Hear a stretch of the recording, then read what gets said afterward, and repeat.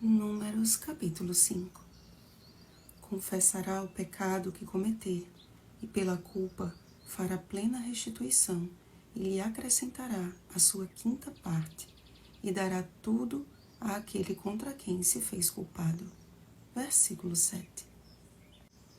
Calcula-se que uma multidão de aproximadamente 2 milhões de hebreus tenha saído do Egito no início do Êxodo, habitando em tendas e em condições não tão favoráveis. O Senhor precisava zelar pela salubridade de seu povo e pela manutenção da justiça.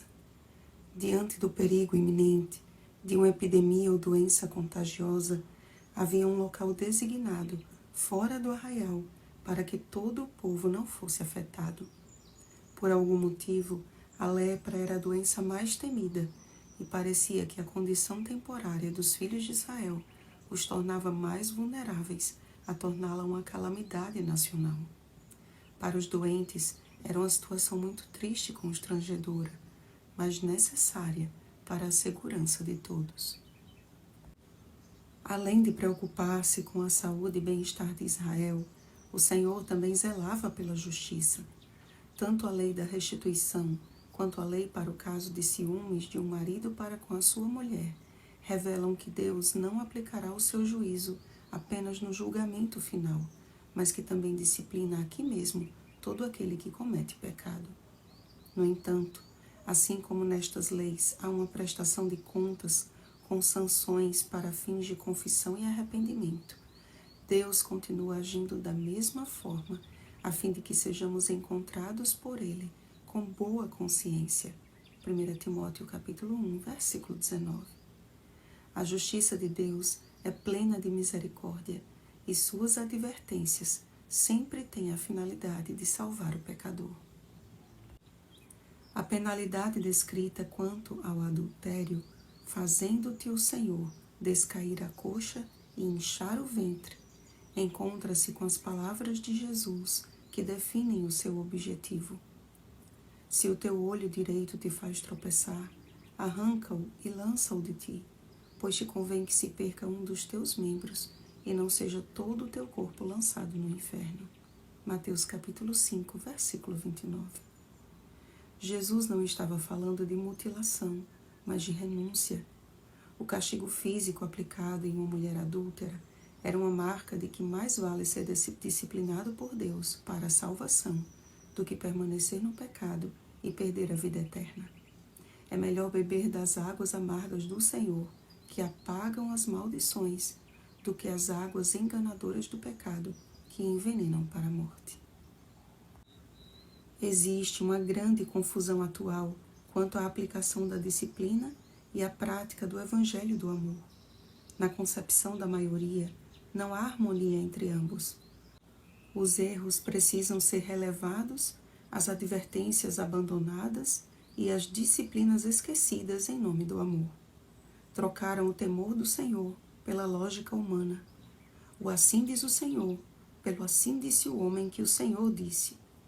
Para muitos, não há mais a necessidade de orientação e de correção. Afinal, somos todos pecadores e as minhas escolhas não são da conta de ninguém. Entretanto, este é um perigo que incorre no meio do povo de Deus, prestes a se espalhar como uma lepra, caso não seja erradicado. Confessará o pecado que cometer e apresentará a mulher perante o Senhor. São duas frases de impacto que deixam clara a necessidade do pecador de confessar os seus pecados, de apresentar-se diante do Senhor e aceitar a sua justiça, dizendo: Amém, Amém. Amar como Cristo nos amou não significa ser conivente com o erro, pois que Ele pagou um alto preço pelos nossos pecados, e sim proporcionar ao pecador a oportunidade de encontrar o caminho da cruz e ser transformado. Muitos têm saído das fileiras do Senhor por sentirem-se ofendidos em sofrer disciplina por sua má conduta e saem como verdadeiros perseguidores dos irmãos e da Igreja de Deus.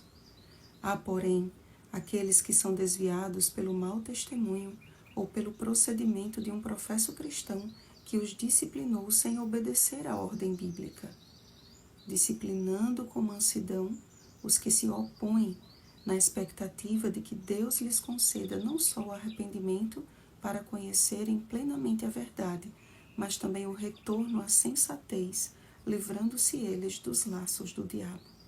2 Timóteo capítulo 2, versículo 25. À sua última igreja, o Senhor declara: Eu repreendo e disciplino a quantos amo. Sê, pois, zeloso e arrepende-te. Apocalipse capítulo 3, versículo 19. O zelo é o atributo que o Senhor nos concede a fim de despertar a nossa consciência para o que é bom e rejeitar o que é mau. Não saiam de nossa boca palavras ásperas e de depreciação aos nossos irmãos, mas que por preceito e por exemplo possamos conduzi-los a Cristo, o justo e fiel juiz.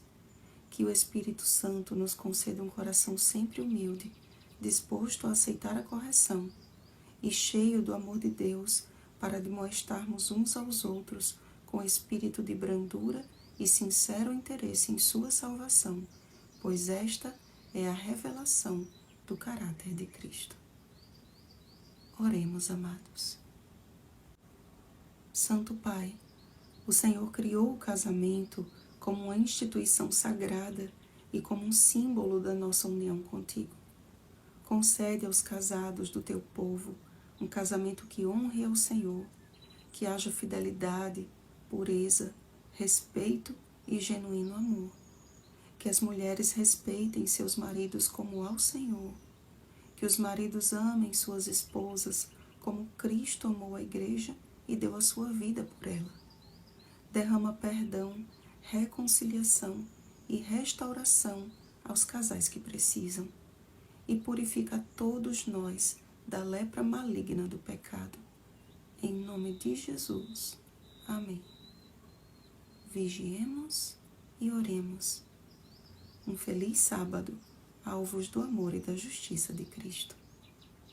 Oremos pelo batismo do Espírito Santo. Oremos uns pelos outros. Rosana Garcia Barros.